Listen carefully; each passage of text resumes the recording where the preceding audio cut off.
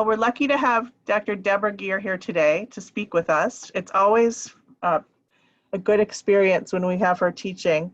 And Deb, I just want to say thank you for all you do and welcome to Summer Syndromes. I keep reverting to a presenter here. I don't know why. I really want. There we go. So, full disclosure, I wrote this talk at, I don't know what time last night. I finished around midnight. And I realized, my goodness, I don't know all of these syndromes. I do not use them in my everyday life. Did I ever know all of these syndromes? I am unclear on that answer.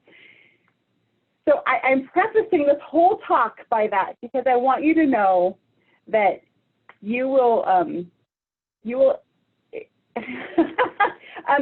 you will find as you are studying genetics that you cannot be an expert in 7,000 rare diseases. It just is an impossible task. Our goal in having you do this Summer Syndrome series, or at least my goal, and I think everyone's going to agree with me, is that we want you to have at least heard of it so that when you hear of it again, you'll be like, I know I've heard of that, I know I can look it up. Or, that sounds somewhat like, I've heard that story before. I should think, is that a syndrome? Because I've heard that story before. Please, please, from the depths of my soul, do not feel that at the end of the next hour, I think you should know all of these syndromes. Please, please do not think that. I don't know all of these syndromes. Someone on this call is going to text me or ask a question I'm not going to know because you can't know 7,000 syndromes. Our goal in this, as the faculty in this program, is to show you don't have to know everything, show you how to find some things, show you some memory tricks you can use, and show you kind of like, we have this amazing field of diversity and amazing field of rare diseases. And we don't want you to be scared. We want you to be excited with us that we have all of these disorders that we can know more about. So I just had to premise this because I do not feel like I'm an expert in a lot of these. I will chuckle a little bit and say many of these in my trailing through life I've interacted with, and that's how I got this, what is truly what we're going to call today the Potpourri by Deb Regier. Because if anyone looks at the list of disorders I was assigned, you're probably laughing your heads off, like, what, who, what? So this is Deb Regier's Potpourri based on her life experiences, I've decided. That's what we're going to call this list. The only life experience not on here is lipid biochemistry, but don't you worry. We'll do lipid biochemistry another time. Sometime when you want to be a real nerd, we'll talk lipids. First of all, my name is Deb. You're all colleagues with me. You don't have to call me Dr. Regier or anything unless families are looking for me and don't know who I am. They know me that way. Please feel free to call me Deb. My email is D and then Regier, R-E-G-I-E-R, at childrensnational.org if you have questions. Most of you have my cell numbers. If you don't have my cell number, find another trainee that has it. You're welcome to text me if you run into issues at Children's or getting in here or on here or around here. So first, a few ideas to consider. This is how I study. I do something called bunny trailing, and when you do the lab rotation, you'll bunny trail with me. This is the idea of what do you already know? Can you connect new information to something you already know? For those of you who didn't train in peds or maybe you worked a PhD, I was a PhD long before I went to med school, and I did research. So I understand your soul of like, how am I supposed to do these clinical things? And I'm a PhD and I learn different things. But finding connections between what you do know and new information is called bunny trailing, and then following the trail where it leads you by using resources is a great way to study or review. Another thing to think about is use color as much as you can when you're learning new information. Use different color pens, use any kind of colors to notate things to yourself. There's actually some interesting studies that show that by activating different sensors in your brain, you can increase memory retention, and one way you can do this color. Now, if you're colorblind, sorry, I have nothing for you. Use kinesthetic learning then. Make or know a story. So if you create a story, it can also increase your retention. So if you can create any new content into a story, that's going to help, and there's going to be one story we're going to have in the middle of all this. Find a way to apply it to your life. That might be really hard for some of my LGG fellows who are like, Deb, good try. You're not going to be able to apply this to my life. I'm just going to apologize now. You're going to have to make it up. And then I think the whole point of the summer series is it's repetition. So see it more than once or twice or 3 times or 4 times or 5 times. The more times you hear a story, the more likely you're going to have it available to you when you need that information. So those are just a few items when you're thinking about how do I even get my head around 7,000 rare diseases. First of all, you don't, and you use all these tricks to help you with what you do need to remember. So we're going to talk about some immune disorders. I love that make the diagnosis. So you have to try to figure out what it is. We're going to talk a little bit Bardet beetle out of the blue. We're going to do some of my favorites, which are the pulmonary disorders, and then we're going to hit one of the renal disorders. So that's what I'm going to talk about for the next 40 minutes. So this is a make the diagnosis, AKA when Deb was wrong. I actually totally went down the wrong pathway with this kid when I met them. So here we are, we have a little one. She was born with a congenital heart defect, and I saw her in genetics since she also had gross motor delay. And I saw her when she was about six months of age, and I got the CMA, the chromosomal array done, and it came back normal. So I was seeing her in follow-up to go over her chromosomal array, and I kept looking at this little girl, and this is not her picture, but a similar picture. And I kept double-checking the date of birth, and I kept remeasuring her because something didn't seem right. So from the picture, can anyone want to take a stab, or anyone have any ideas from this picture? If you have ideas, you're a better person than I am. And it was a congenital heart defect, just for Chris Jordan. It was like a VSD or ASD, something common, but because she had gross motor delay, we did an array just to be sure. Okay, I can't see anything. So I'm going to keep going unless someone wants to unmute and tell me why I was wrong already. Anyone know? Anyone know?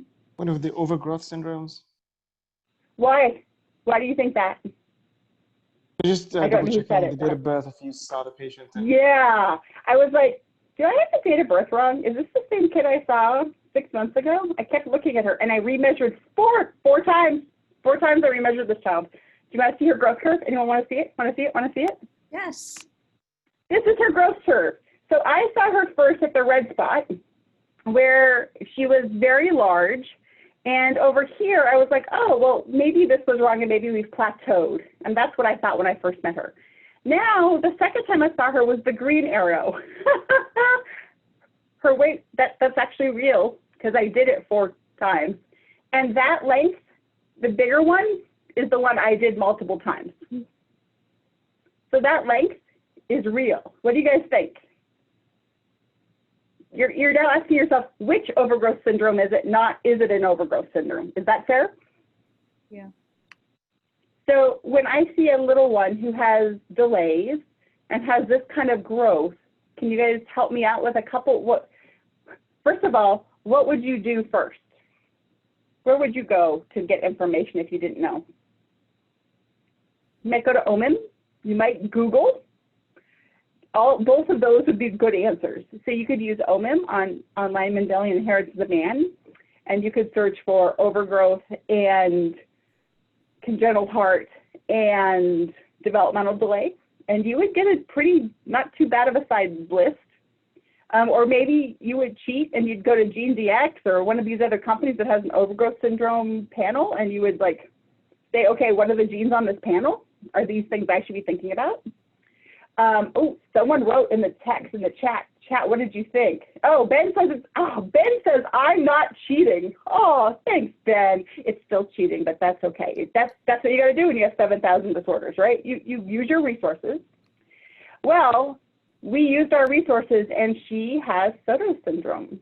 So we actually had a very early diagnosis of Sotos syndrome in this kid because I met her at 6 months of age instead of waiting till 5 or 6 years of age, which is when the average child gets their diagnosis.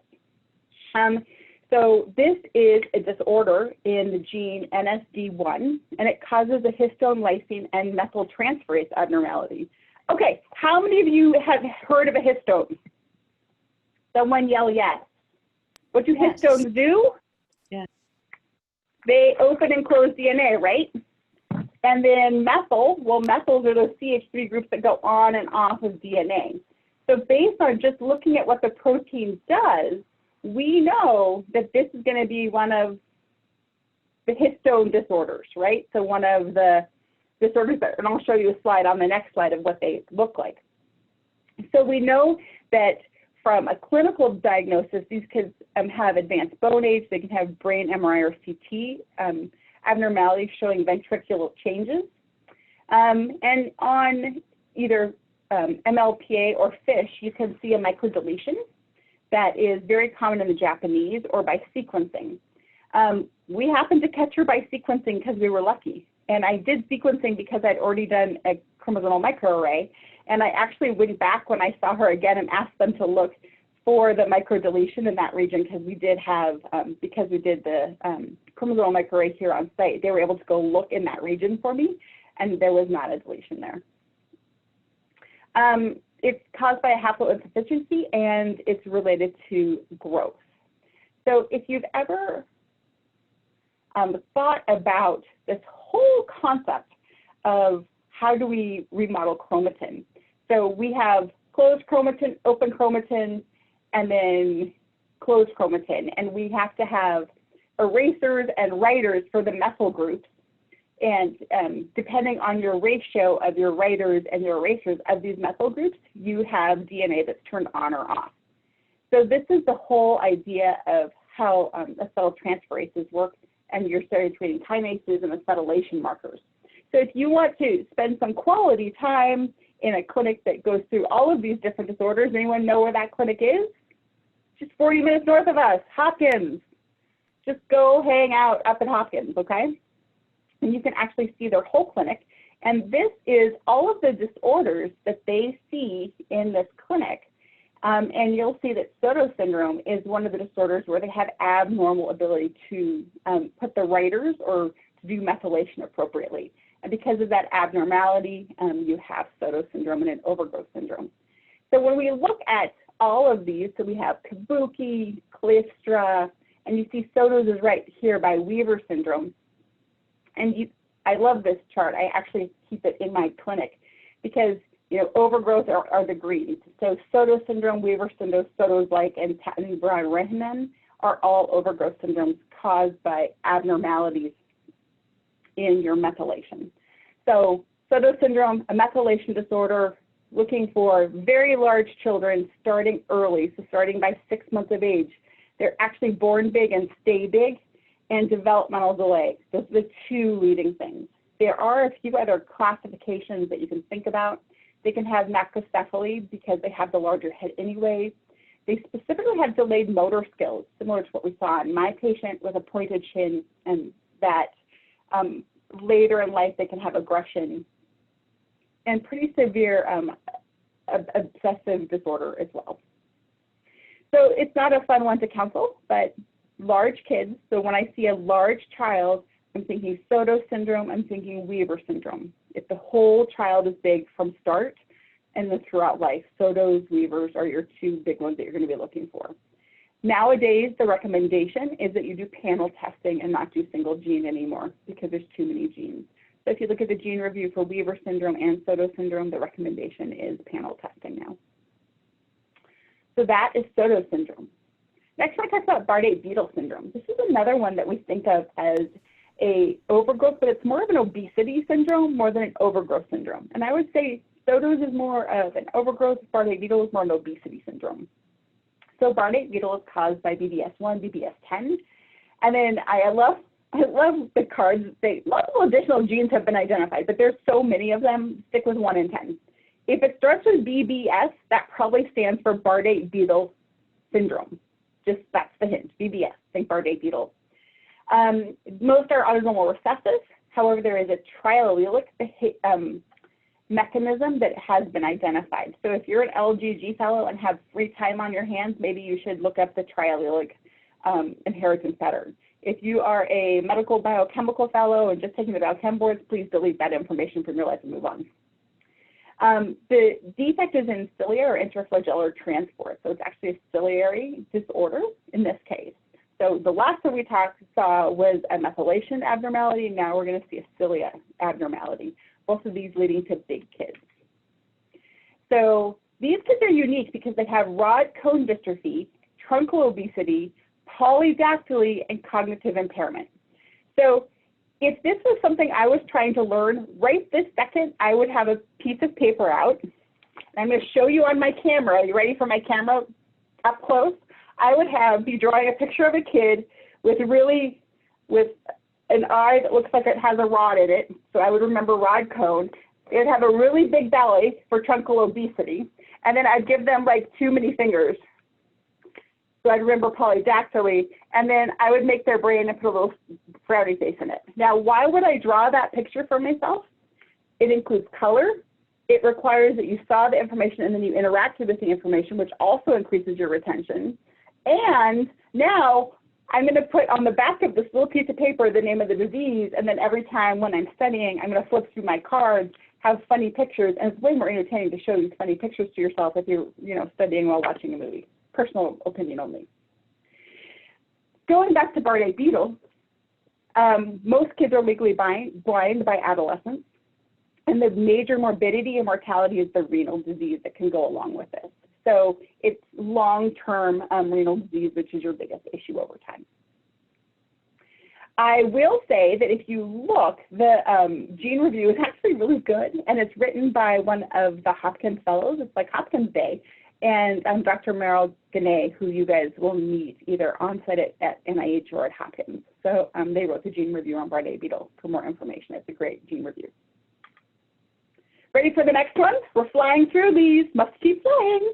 The next one is another one that is like, it's like the Maryland lecture, familial Mediterranean fever. So the genetics of familial Mediterranean fever, guess who gets this? People of Mediterranean descent. Guess how they present? Fever. Guess how it's inherited? Familial. It's autosomal dominant. So it is most often you can use targeted mutation analysis. There is a panel that exists. If you, depending on the panel and the ethnicity, you would just do a panel or go for the single gene and the single mutation. MESV sequencing is most common. About 90% of all the ethnic groups have a change in MESV. But how mutations work, I'm just going to show you some pictures of this. It alters interleukin-1 activation and results in increased interleukin-1.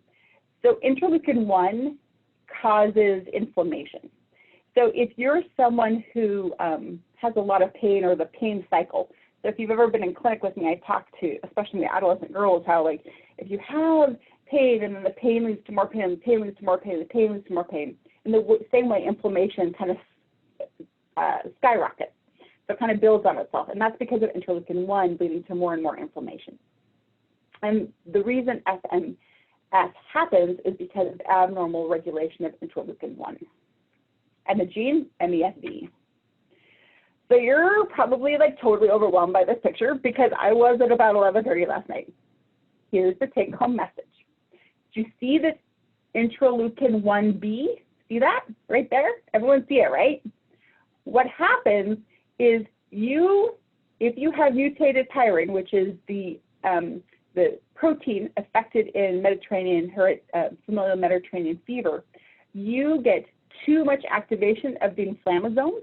As you get too much activation of the inflammasome, which is this whole complex, you get too much release from pro-interleukin to the active interleukin. That interleukin can then go through the membrane, go to other cells, and activate the entire immune reaction. Now, how do I treat this? Well, I can do anything that can down-regulate the inflammasome. So that's colchicine is the treatment of choice in this mechanism because it blocks the inflammasome from becoming activated. So what colchicine does is it prevents the neutrophils from being as functional, so it decreases the interleukin release. By doing that, you can, if you have the severe form of familial Mediterranean fever, you can be on chronic colchicine, and it's an old, cheap med. Problem with colchicine is it has a lot of side effects. The benefit of colchicine is it prevents the long-term inflammatory damage, which causes amyloidosis in patients. And amyloidosis is really what is the long-term morbidity and mortality in this disease. Fevers aren't really the problem, it's the amyloidosis from the inflammatory responses. So colchicine is viewed as being an anti-inflammatory in this case and prevents the long-term amyloidosis or buildup of amyloid particles. There are a lot of other more novel ideas, and this was a lot of work done at NIH actually, and you'll have some great NIH lectures on familial to Mediterranean fever. At least I know I did when I was there. I'm hoping you guys are still getting them. They're actually really good lectures on working with anakinra and etanercept and some of the new antibody types of modalities so that you don't have to use colchicine, which has more side effects, using other modalities for treatment in familial Mediterranean fever. So the clinical diagnosis is made with these intercurrent febrile episodes. You can actually have peritonitis, synovitis, and you look like you have a bacterial infection without the bacteria. Pretty much the take-home message. The treatment of choice, like I said, is with colchicine, and the recommendation is you should give it no matter what to prevent amyloidosis. That's type 1, the more severe form. There is a type 2, and in that case, amyloidosis is the first presenting sign, so too little, too late, but you can still treat with anti-inflammatories, even with amyloidosis. So anyone with a diagnosis of amyloidosis in a family history of Mediterranean descent, familial Mediterranean fever should be considered. So what is the treatment of choice? Everyone, say it with me, colchicine. Why am I saying this again? That is something you can put on the clinical or the clinical board.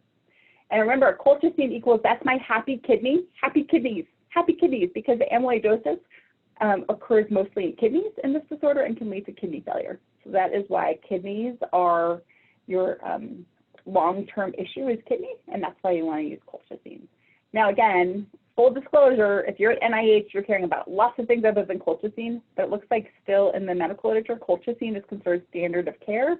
If you're in an NIH trial or some of the higher end facilities where you have access to more meds, there's better meds with less side effects, but those are kind of all still up and coming from at least when I read the gene review and looked at some of the literature.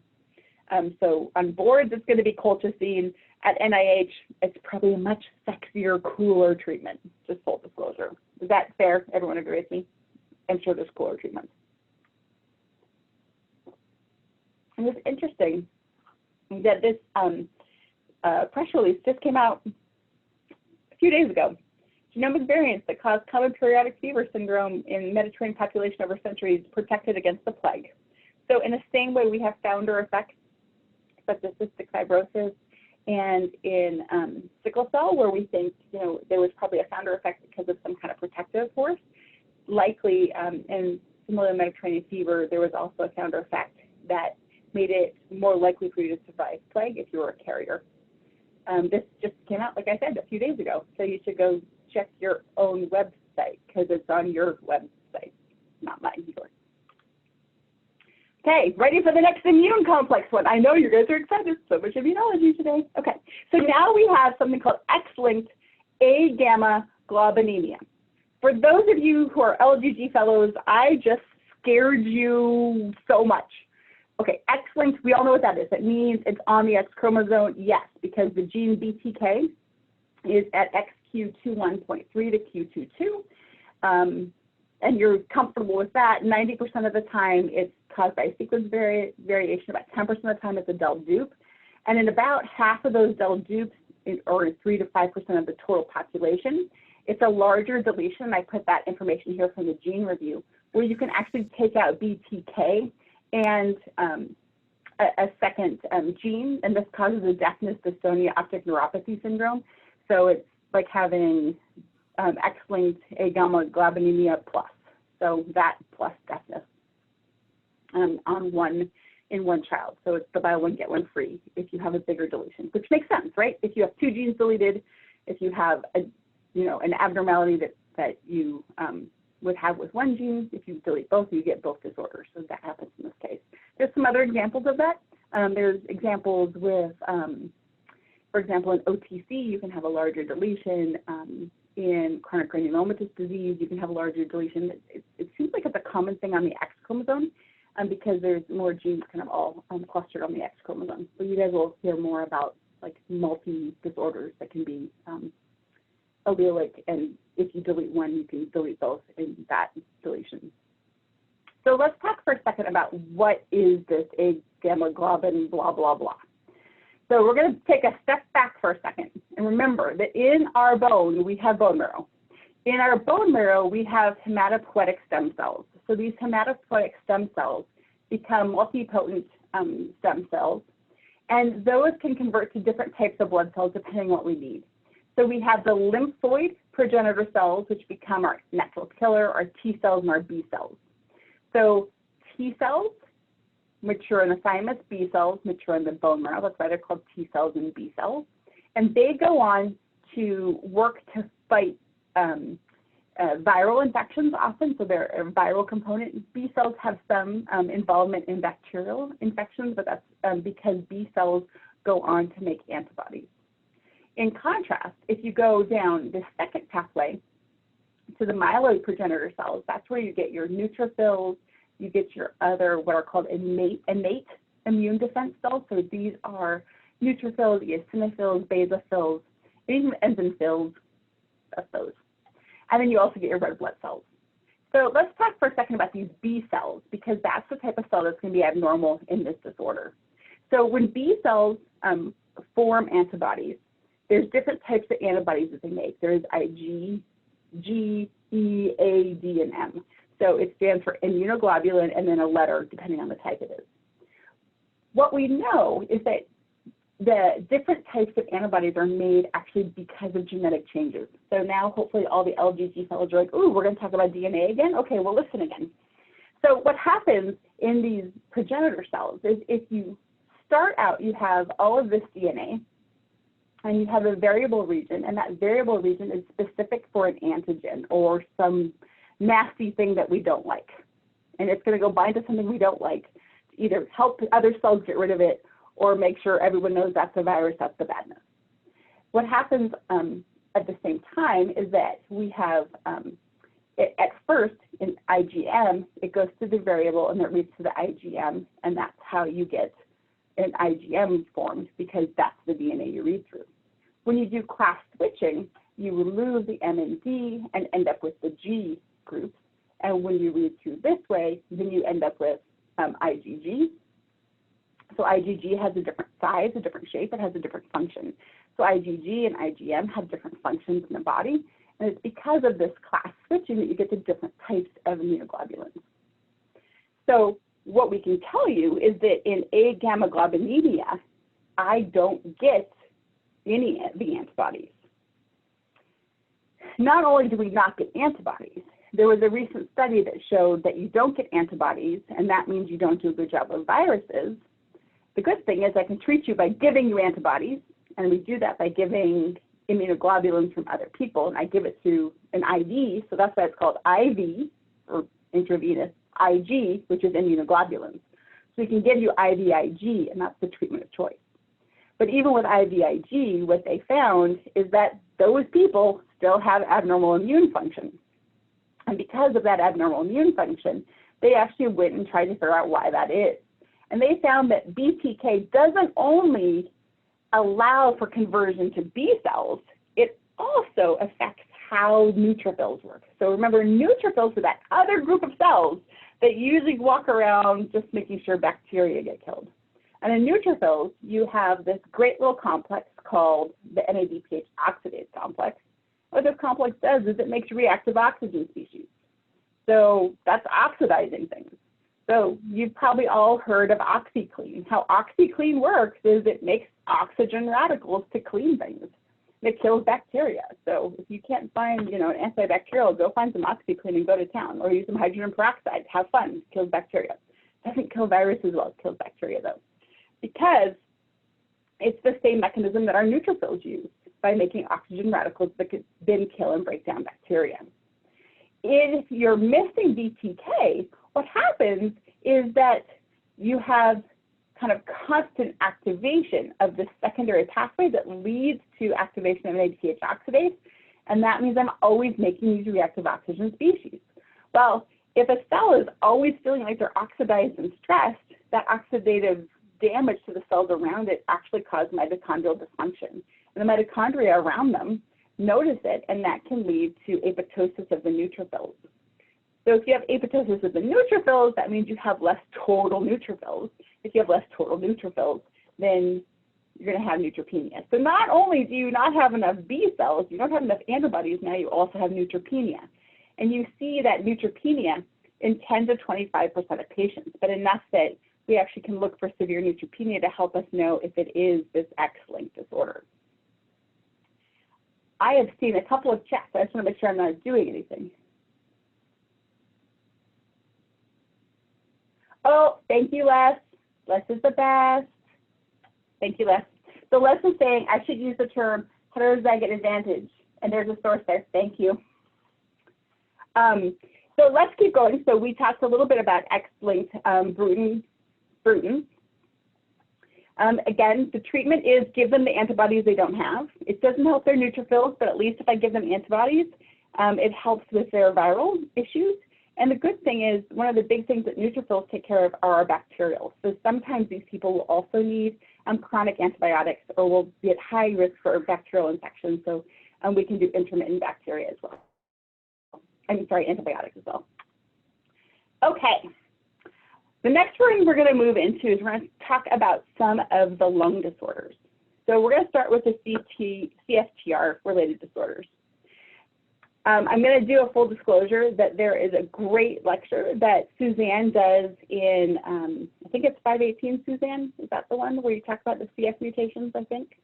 So I'm going to leave most of that to Suzanne.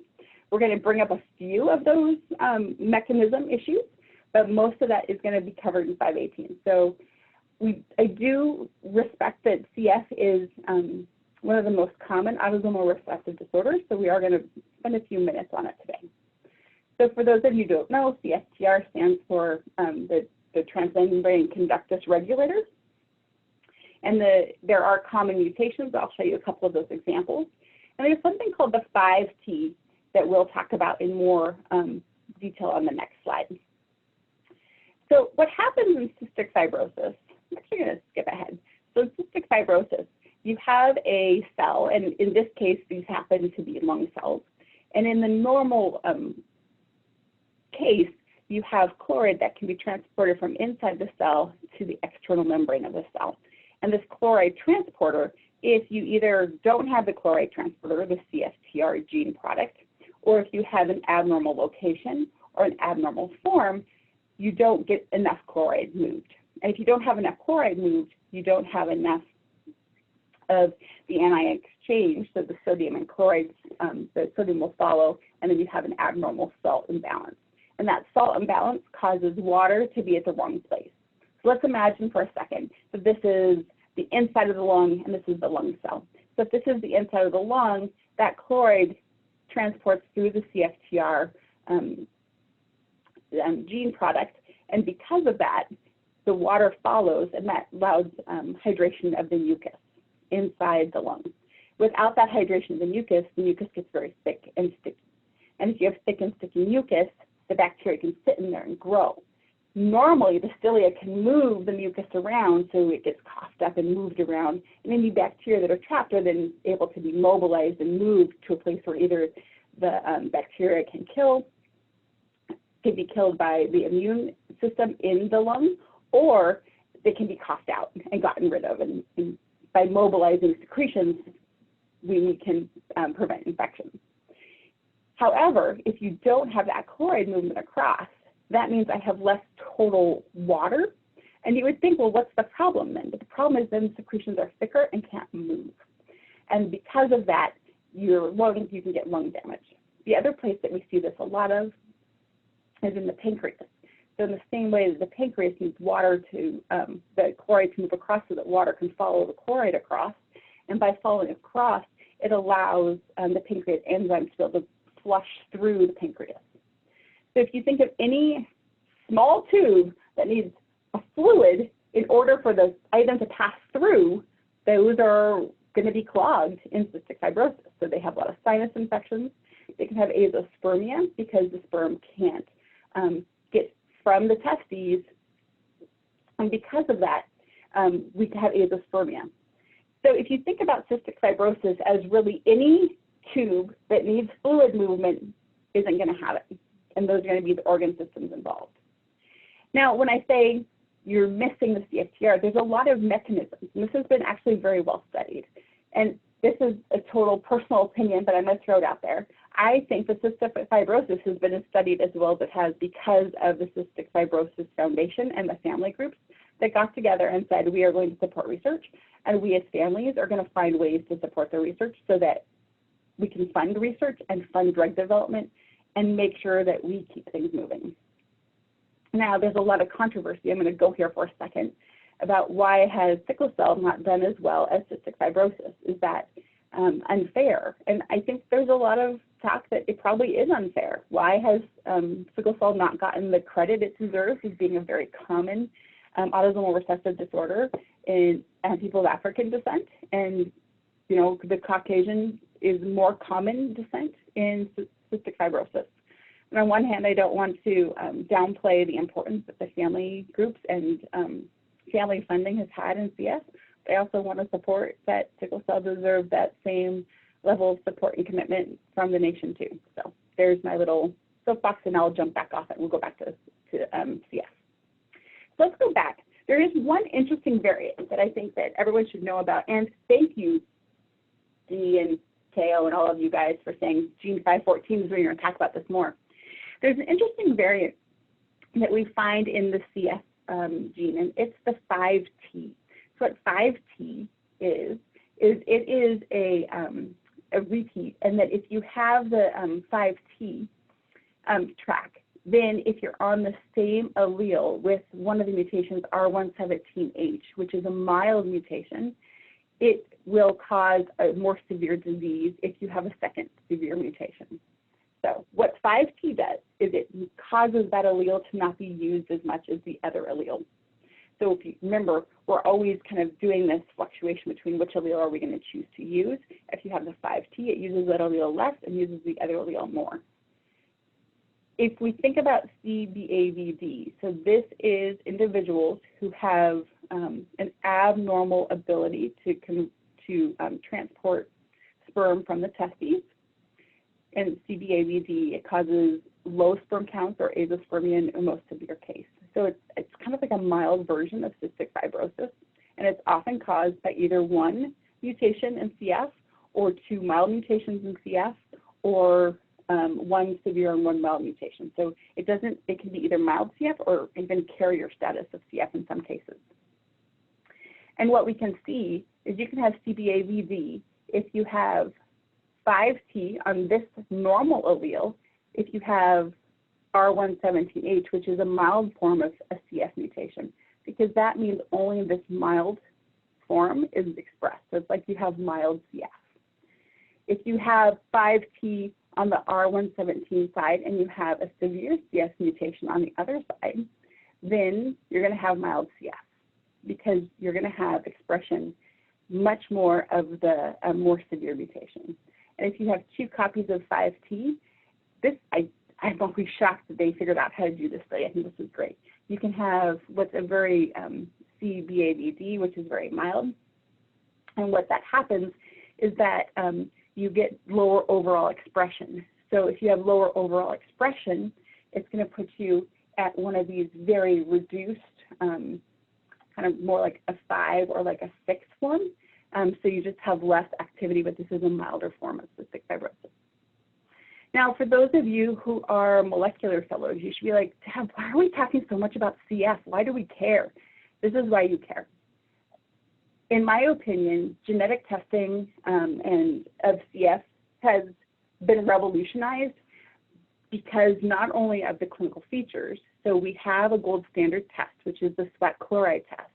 So what sweat chloride test is, you actually put a testing system on the arm and you actually sweat kids to see how much chloride is in their sweat. So if you remember, in the lung and in the pancreas, there's low chloride transport, but in the skin, you actually have an increased amount of chloride on the outside of the skin because of how the transporter works. So these kids have high salt content in their sweat because the sweat doesn't get reuptake into the sweat gland. Instead, it stays in the in the mucus that becomes sweat. By doing a sweat test I always laugh that especially in the time of COVID, I'll just be honest with you, I've had a couple kids where I was debating if I should do a sweat test, and I had the moms lick the kids. Yes, I really did that. Because there's actually pretty decent literature from times before we could do sweat chlorides that kids would taste salty. And in all three cases, the parents were like, no, they taste like the other kids, so I didn't send them in for a sweat chloride in the middle of COVID. Because kids actually usually will taste salty if they have a very high sweat chloride, because there is actually more sweat content. If we think about the clinical features, these are kids that have pulmonary disease, they have chronic sinusitis, they have GI issues. Meconium ileus is a common finding. It's even a prenatal finding that you can see, and it can be an early postnatal finding. Again, this is all, if you think about it, it's all because there's not enough water getting to where it needs to be. And in all of those cases, it's because there's not enough chloride. And remember, water always follows chloride. And then if you have bilateral absence of the vas deferens, that's the CBVD, that can cause infertility. So that's a late finding, and it's usually a milder version of cystic fibrosis in that case. And you can have CBAVD with no other symptoms. So you can find these individuals because of an infertility workup, and they've never known that they have cystic fibrosis or very mild form. Okay, so let's talk for a second about why genetic testing in CF is so important. We have a gold standard. Why do I care about genetic testing so much? This is why I care. I care because the treatments depend on which mutation form you have. So until probably 5 years ago, the treatment of choice for CF and using the prophylactic approach of antibiotics, bronchodilators, steroids, mucolytics, so things that break down mucus in the lungs, chest PT, and lung transport, together we were able to increase the life expectancy by, from teens to 30s and 40s, right around 40 when the drugs started coming out. And we were able to optimize nutrition, which put us from like the 30s to the 40s. And now with the mutation-specific therapies, we have been able to, we don't know what the age expectations are anymore, to be honest. They're longer every year. Yeah, Dee, I agree. Handshake for that one. The first one to come out was Kalydeco or Ivacaftor, and what it does is it actually opens up any channel that's existing. So it actually bound to the channel and kept it open so chloride could flow through. The problem with that is the most common mutation, which is the phenylalanine 508 deletion, or also known in the literature as delta S508. It's what the family groups call it. There's no channel to leave open because the channel did not get to the right place. So instead, what they had to do is they had to add on, in this case, actually 2 different chaperones to get delta S508 to have activity and to have chloride transductance. So it wasn't until Trifacta, which is 3 meds, so it's the original, the Ivacaftor, that holds the channel open, and then 2 chaperones to help get it to the right place, so it gets it translocated all the way to the membrane surface. And it's not a lot of CFTR on the membrane surface, I don't think, but it's very little, but it's enough that they have much improved lung function, lower chances of antibody needs, and increased lung function, and they can see those changes on pulmonary function tests. So that's why if you have a patient with CF or suspected for CF, the recommendation is to either do the 32 mutation panel if it is an individual who has an ethnicity that's going to be at 80% or higher of having a mutation on that mutation panel. And the good thing is most of the mutation panels now have evolved to include all of the meds that are qualified for these medications. So that makes sense that they're trying to match the mutation panels with the med qualification mutations. So you have actionable items there.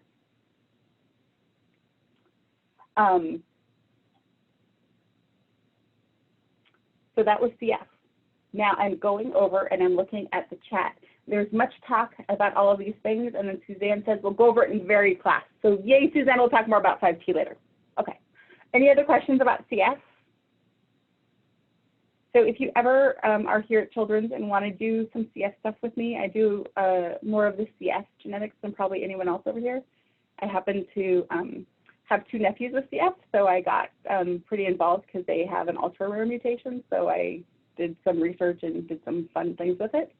Now I see lots of CF patients or any unusual CF cases. I see a lot of those. So if you're interested in CF, come hang out with me sometime. Okay, are you ready for our last one? Next is alpha-1 antitrypsin deficiency. So in CF, we're having issues early childhood.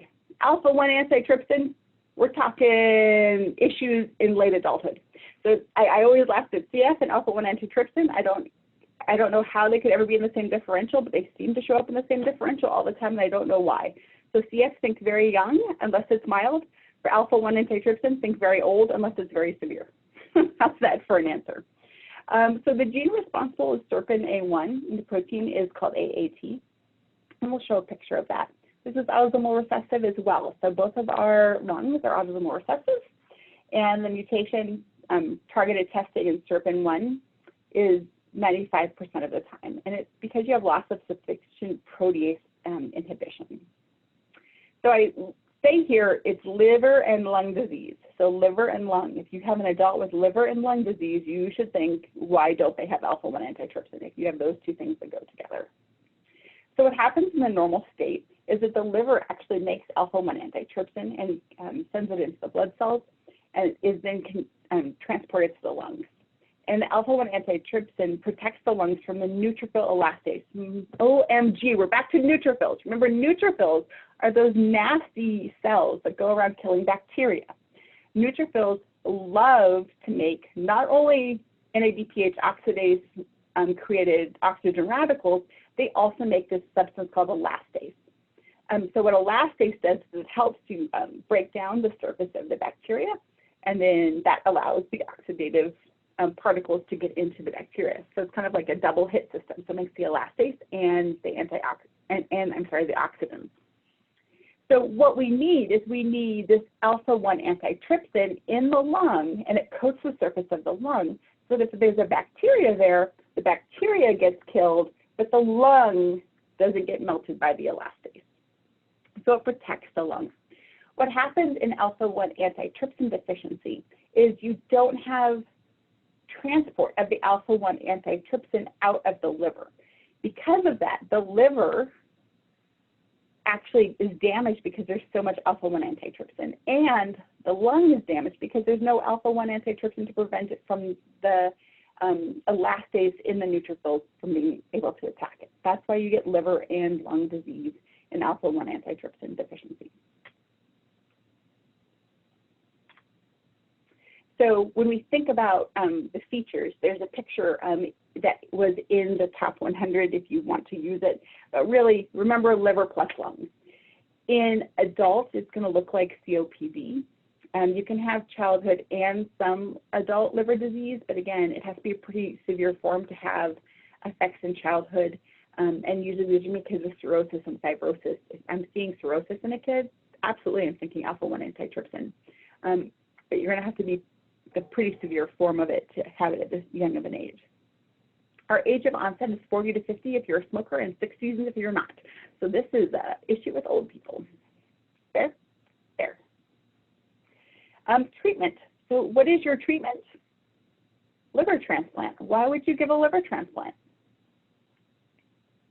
Well, not only does it prevent your liver from having issues, but then your liver produces AAT and allows for alpha-1 antitrypsin. So even though your lung can't make it, it doesn't matter.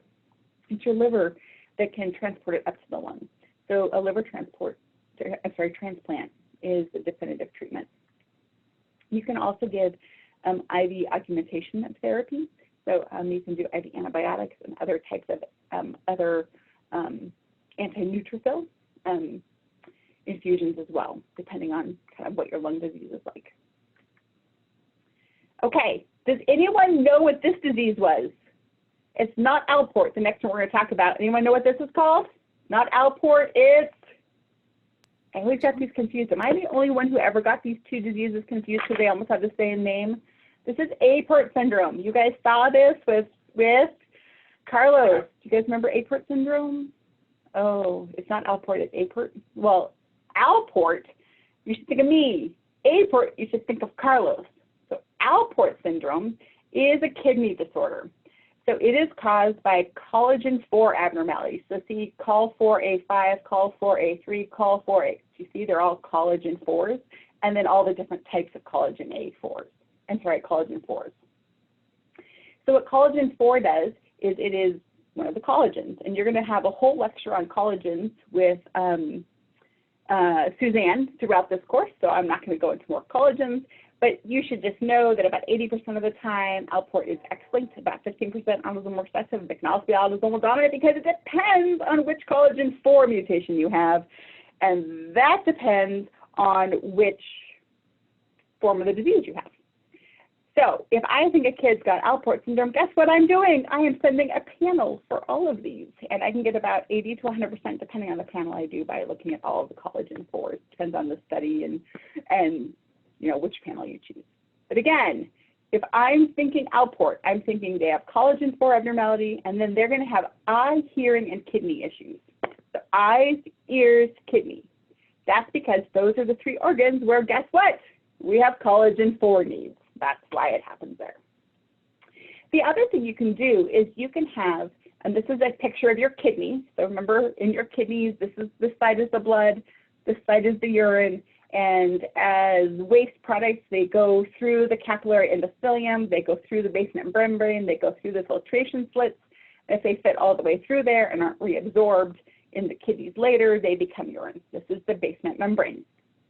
And what happens if you don't have a severe form that leads all the way to ALPORT syndrome, you can also have thin basement membrane syndrome, where that's where collagen 4 is, in the basement membrane. So if you don't make enough collagen 4, you can have a thin basement membrane, and sometimes you can sometimes you'll have cases where you just have kidney issues. So that's the more mild form of the disease.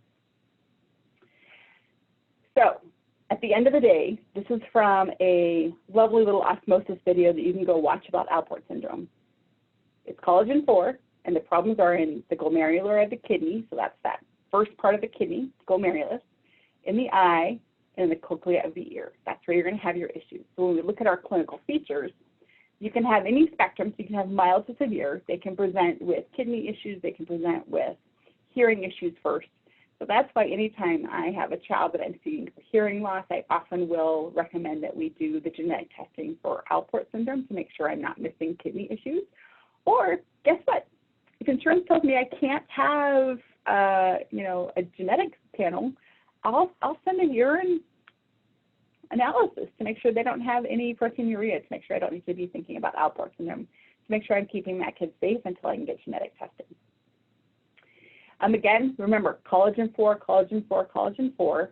The reason these kids and adults die is end-stage renal disease. There's deafness in 80 to 90% of individuals by age 40. And even if you are a female with the X-linked disease, you can have hearing loss, but usually not deafness. And then the renal progression and deafness is slower in the women with the X-linked form, which makes complete sense. Okay, I am done with my set, and we have 7 minutes to spare. I think I flew. So my take-home message to all of you is, number 1, there are 7,000 rare diseases. You do not need to be an expert in all of them. Number 2, I only care that you've thought about these things for a minute and that now you're going to have the guts to go back and look for them and know that they exist.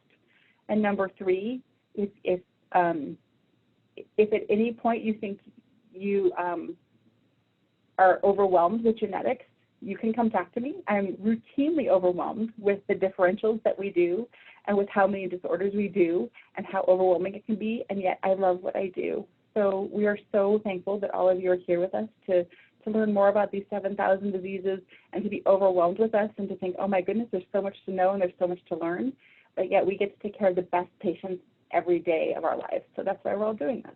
So thanks for hanging out with me for an hour, and I can't wait until all of you come to see me in person, hopefully in the future, or by telemed if you're doing a rotation with us sooner. Thanks, everyone. Have a great day. Thanks, Deb. That was fabulous. Are there any questions for Deb? And you can email me. Like I said, full disclosure, I might not know the answer because I learned some of these things yesterday. And you should go read anything that anyone wrote that do more than me on the chat over there. I couldn't read the chat and present. Sorry if I missed someone's question or comment. Les, anything you want to say? I saw one thing from you. Yeah, I would just add, I would not agree with the 10% triallelic Bardet beetle claim. Oh, tell me more. Okay. Yeah, tell me more. been, I'm sure you know better information than I have. Yeah, if you look in OMIM, you know, there are claims of a couple of cases out of the Baylor group from the original publications. And several other papers who found no instances of it or very, very rare. But this is a tricky one, and it's good that you brought it up because it is now in some of the textbooks. It's in Vogel and Matulski now, to my dismay. And it may be on the board. So people should be aware that it has been claimed to operate in Bardet beetle syndrome. And triallelic means that the individual has 2 variants in trans at one locus and a third variant at an unlinked locus, another BBS gene, and that individuals in that family with all 3 variants have BBS, but the claim is individuals in that same family who have just the 2 variants at the primary locus in trans do not have the phenotype. And again, the data are really, really thin on that, only reported really, I think, by 1, maybe 2 groups, with multiple other groups not finding any evidence of it. And of course, the most... And how many families was that seen in? Just a couple families or a single family? Or I think it's a handful of families reported in the world. And for the fellows, if triallelic inheritance was true, what is the recurrence risk for Bardet beetle syndrome? For a sibling of an individual who has Bardet beetle syndrome, and it was theoretically attributed to triallelic inheritance, what would the recurrence risk be? Anybody know? Guess not. It's 1 in 8, right? Because the primary locus, the risk of having the same 2 variants would be 1 in 4, and there would be a 50-50 chance of getting that third allele from that same one, right? So it would be 1 in 8. And I would advise you to never, maybe ever, and then one should never say never in medicine, right, Deb? But I'm scared to say ever. Yeah, me too. But be very, very careful about giving anyone a 1 in 8 recurrence risk for Bardet beetle syndrome.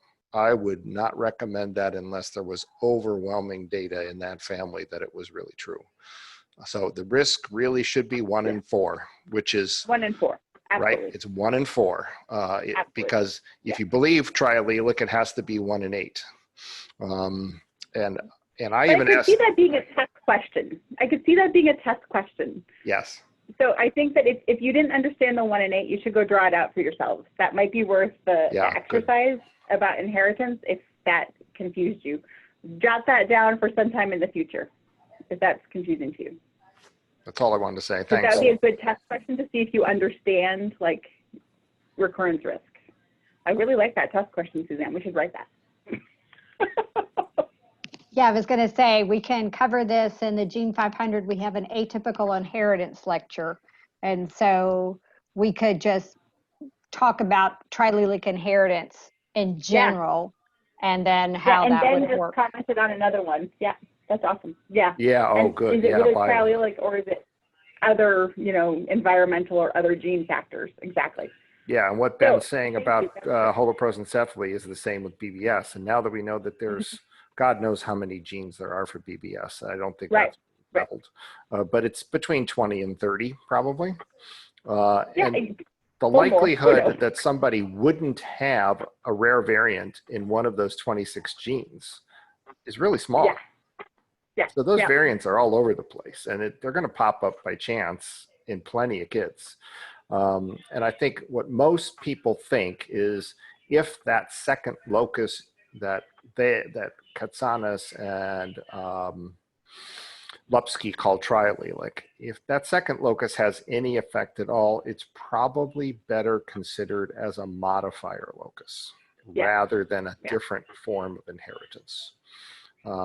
And that's a whole other discussion. Modifiers are tricky business, but I think that's worth considering as well. But just be aware, it's very controversial. It changes the recurrence risk. Some people believe it, some people don't.